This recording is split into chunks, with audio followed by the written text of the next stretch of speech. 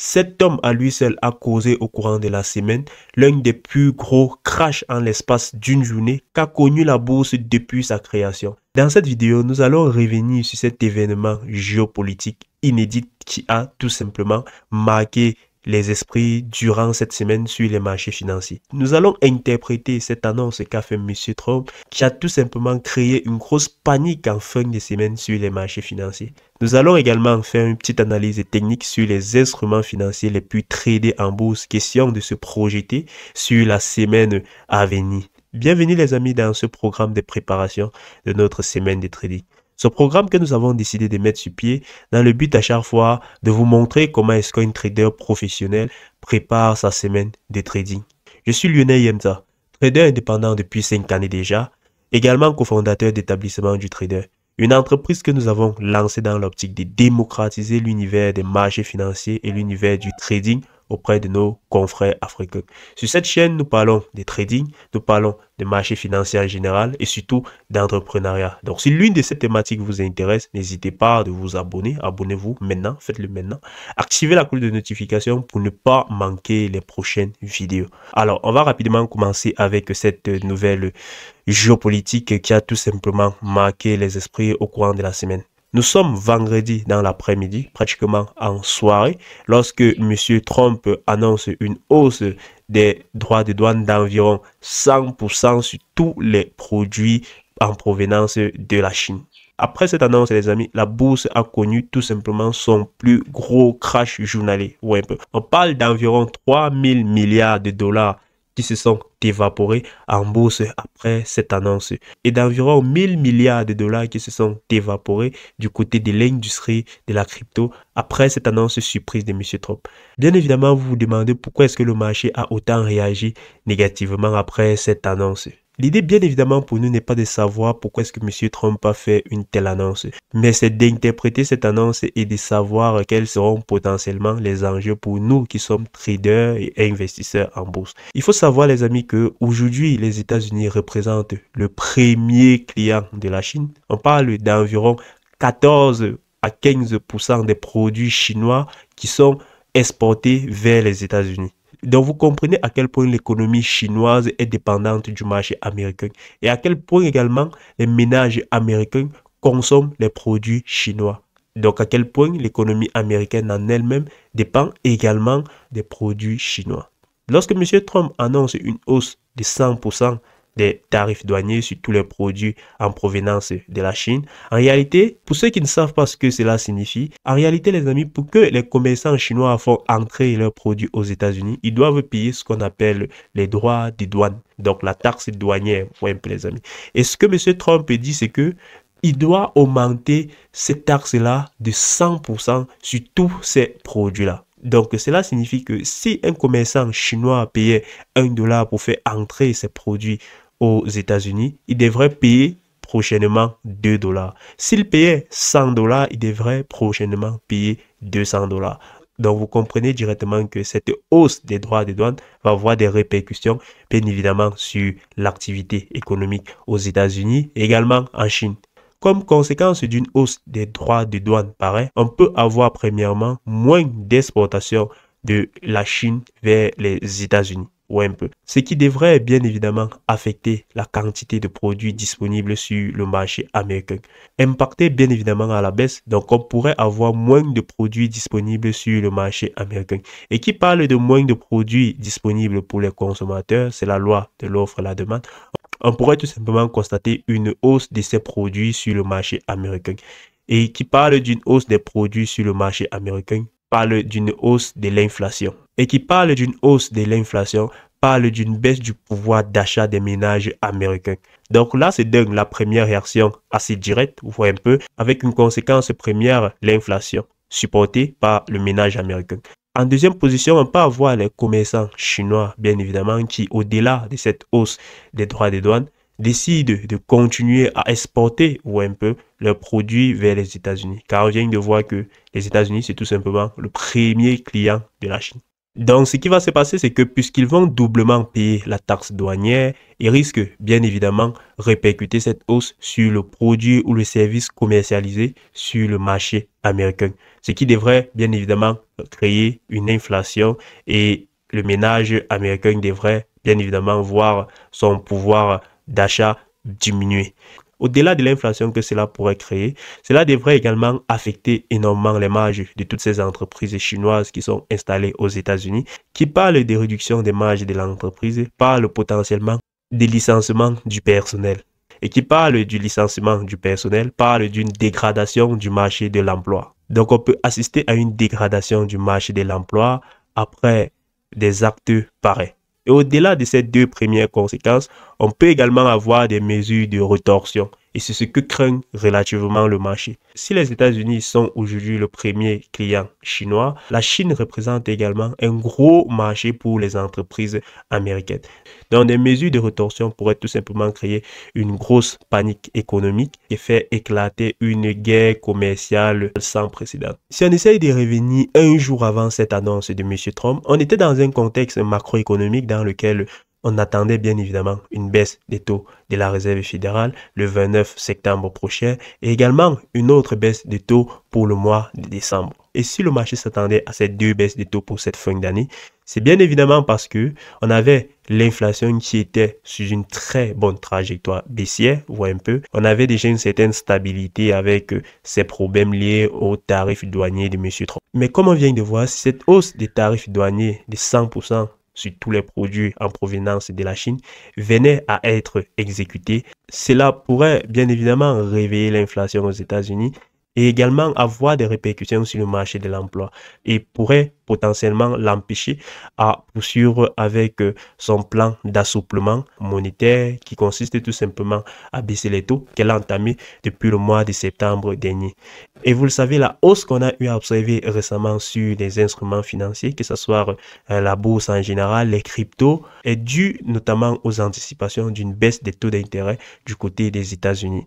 Et si cette annonce de hausse des tarifs douaniers venait à empêcher la Réserve fédérale de baisser ses taux d'intérêt, on pourrait bien évidemment assister à une forte chute totale de ces différents instruments financiers, que ce soit les indices boursiers, que ce soit la crypto, que ce soit le forex avec des paires de devises ayant le dollar en devise de contrepartie ou en devise de base. Donc là, c'est cette interprétation qu'on peut faire à cette annonce de M. Trump en fin de semaine qui a tout simplement créé une grosse panique sur les marchés financiers. Maintenant, pour ce qui est des nouvelles macroéconomiques, les traders et les différents intervenants sur les marchés attendaient principalement les données sur le marché de l'emploi, les données du rapport NFP sur le marché de l'emploi américain. Mais comme la semaine passée, on a également repoussé ces données pour la semaine prochaine. La donnée macroéconomique qui m'a particulièrement intéressé au cours de la semaine, c'est notamment cette donnée sur le stock du pétrole.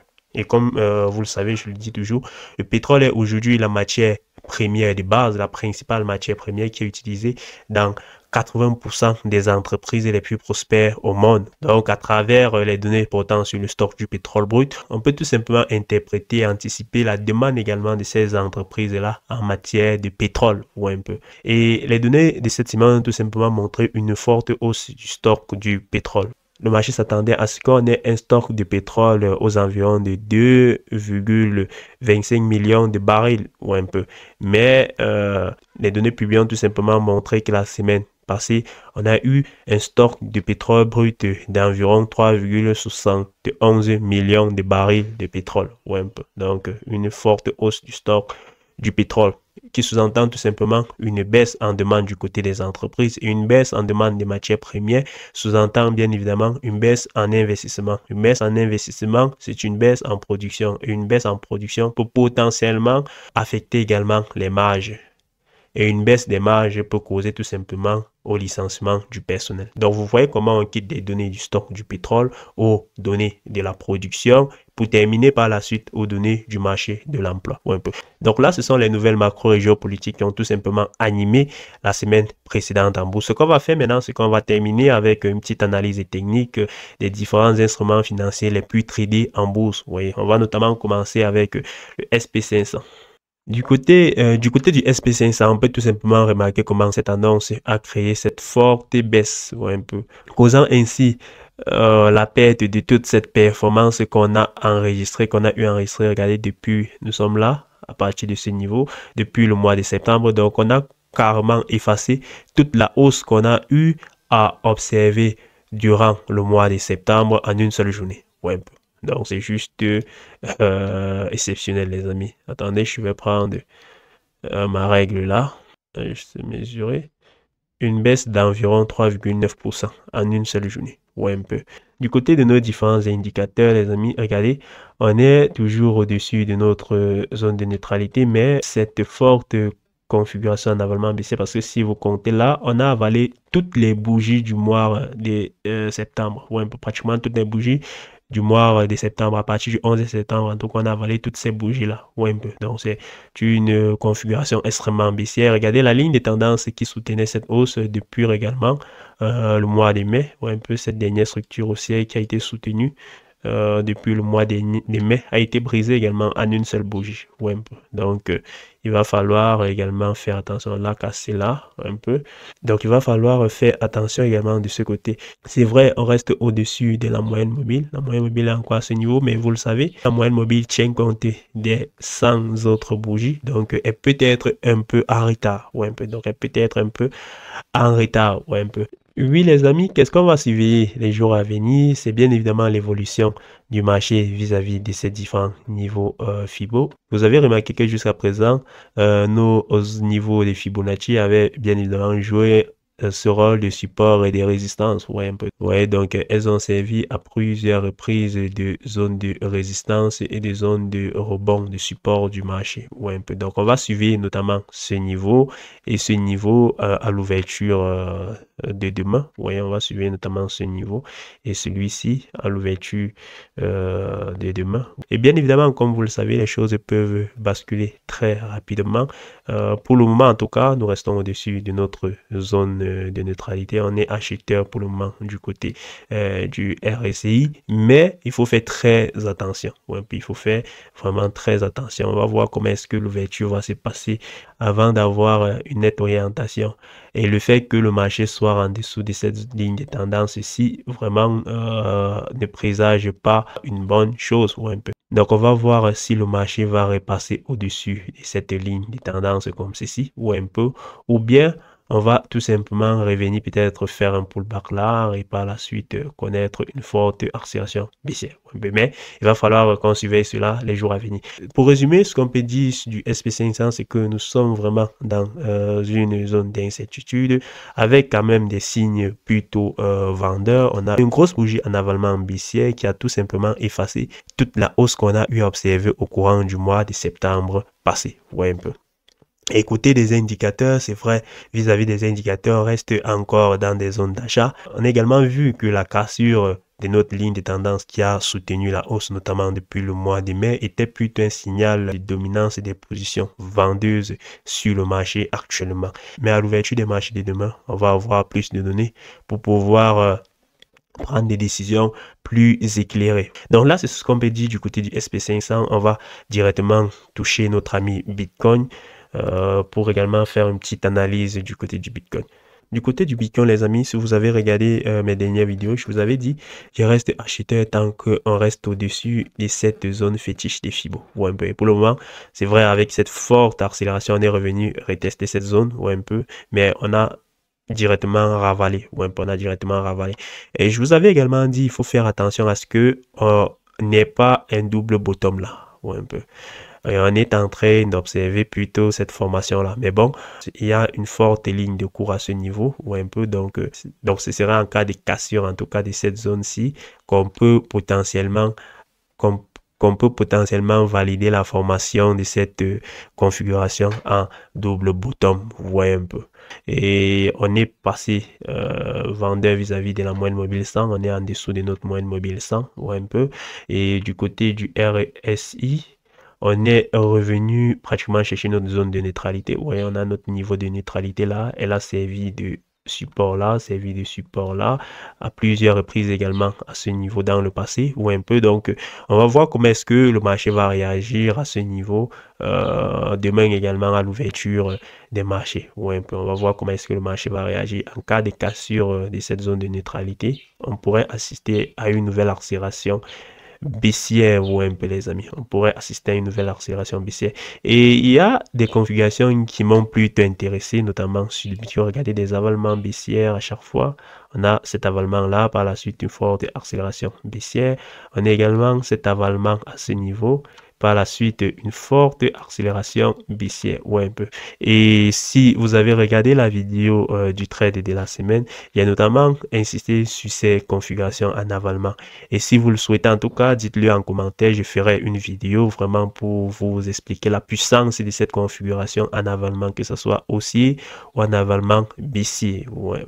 Donc du côté du Bitcoin, comme nous sommes relativement neutres à court terme, voire un peu, mais à moyen long terme, on reste tout de même haussier. Ouais, on reste tout de même haussier. On reste tout de même haussier, on reste au-dessus de cette grande zone fétiche des Fibos, donc on reste tout de même haussier à moyen long terme du côté du Bitcoin, mais à très court terme, nous sommes vraiment dans une phase indécise, vous voyez un peu. On a des indicateurs comme les moyennes mobiles qui présentent déjà des petits signes vendeurs, vous voyez un peu. Et on a également des petites divergences sur les sommets qui présagent des petits... qui présagent bien évidemment des potentiels replis du marché, ou un peu on est là aussi comme ceci. Regardez au niveau du RSI.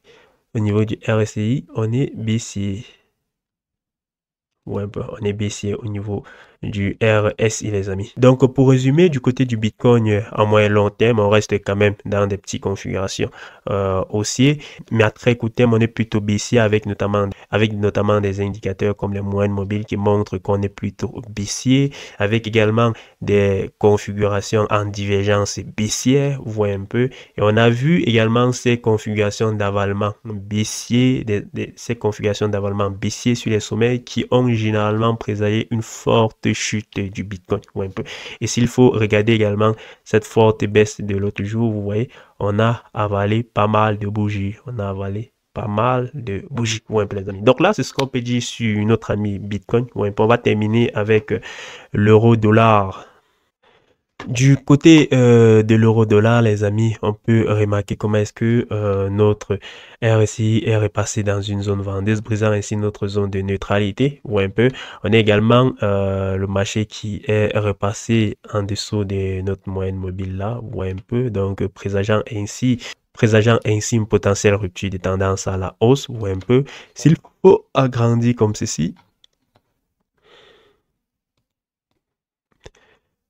vous verrez que les précédents plus hauts n'ont pas été battus, vous voyez un peu, et les précédents plus bas, comme à ce niveau, ont été brisés, ou un peu, et celui-ci a également été brisé à ce niveau, ou un peu. Donc, on est plutôt entré dans une nouvelle structure plutôt baissière à moyen court terme du côté de l'euro-dollar, ou un peu, avec notamment cette configuration du RSI. Si on revient comme ça, ici, tester notre zone de neutralité maintenant en tant que résistance et qu'elle valide bien évidemment ce nouveau rôle, on pourrait plutôt assister à une forte baisse on pourrait plutôt assister à une forte baisse de l'euro-dollar ou un peu.